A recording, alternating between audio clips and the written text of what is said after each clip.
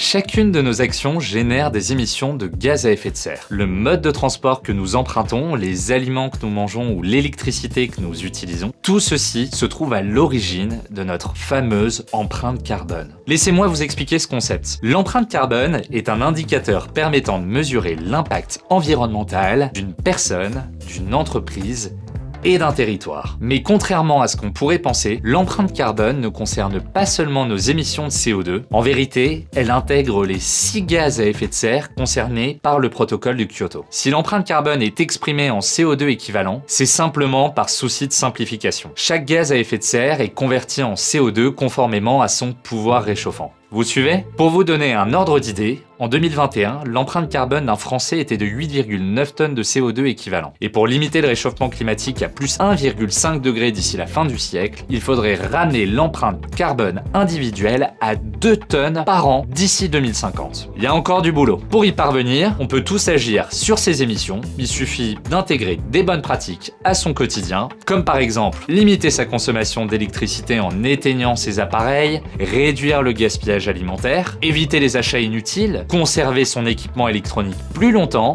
et privilégier les achats d'occasion ou reconditionnés. Acheter des vêtements de seconde main ou encore privilégier les déplacements en transport en commun dès que possible. Si vous souhaitez vous faire une idée de votre propre empreinte carbone, plusieurs outils gratuits sont à votre disposition. Je vous conseille personnellement celui de l'ADEME appelé Nos Gestes Climat. Cette vidéo vous a plu? N'hésitez pas à explorer notre média en ligne. Vous y trouverez toutes les ressources pour comprendre et amorcer votre propre transition. Et maintenant, il n'y a plus qu'à.